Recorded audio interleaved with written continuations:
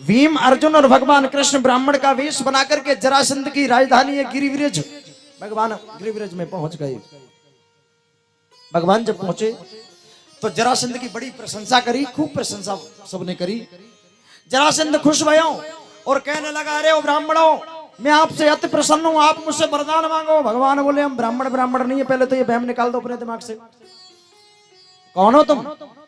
बोले, मेरा नाम कृष्ण है। जरासंध मुस्कुराया, मेरे डर से मथुरा छोड़कर के द्वारका में बस गए, फिर तुम आ गए, मैं तुम्हारे, अच्छा ये कौन है?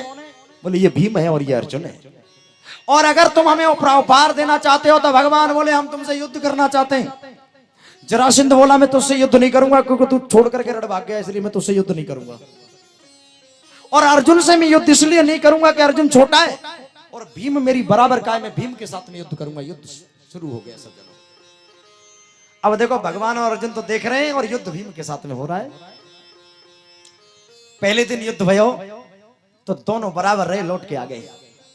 इस जरा देखो, पहले जो युद्ध होते थे सुबह से शाम तक युद्ध चलते थे, शाम को जब युद्ध बंद हो जाता था तो दुश्मन ही सबको भोजन करवाता था। आमने सामने की लड़ाई थी, पीठ पीछे की लड़ाई नहीं थी सज्जनों। दूसरा दिन हुआ, बराबर रहे। 26 दिन तक भीम जरासंध को परास्त नहीं कर पाए, न जरासंध भीम को परास्त कर पाया।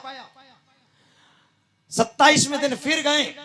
जब 26 दिन हो गए तो भगवान के चरणों में लेट गए, प्रभु अब हमसे युद्ध नहीं होगा। भीम बोला कि अब हमसे युद्ध नहीं होगा, आज 26 दिन हो गए, हम उसको परास्त नहीं कर पाए, अब मेरे बस की बात नहीं है जो युद्ध कर पाऊं। भगवान मुस्कुराए, भीम तुम्हें अपनी ताकत पर अहंकार था ना, अकेले युद्ध लड़ते रहे, तुमने हमारी ताकत की हमारी जरूरत नहीं समझी। 26 दिन में तुम हरा नहीं पाए, जाओ आज युद्ध करने जाना। युद्ध करते करते बीच बीच में मेरी तरफ देखते रहना। अब तक तुम अपनी ताकत से लड़े, अब हमारी ताकत से लड़ना।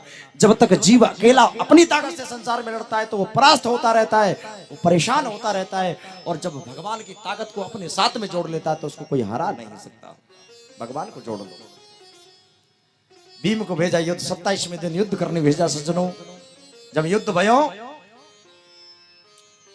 जरासंध को बीच में से चीरते हैं और फेंकते हैं तो जरासंध इकट्ठा हो जाता है, जुड़ जाता है। याद आया, कन्हैया ने एक कदम मेरी तरफ देखना।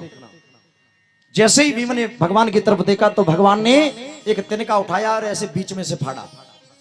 इधर वाला हिस्सा इधर फेंक दिया और इधर वाला हिस्सा इधर फेंक दिया। इशारा कर दिया, विपरीत दिशा में फाड़ करके फेंको तो ये जुड़ नहीं पाएगा। भीम को संकेत मिला, इतनी सी भगवान की ताकत मिली। भीम ने बीच में से चीरा, इधर वाला हिस्सा इधर फेंक दिया और इधर वाला इधर फेंक दिया, और जरासंध पर जुड़ नहीं पाया। जरासंध का वध हो गया।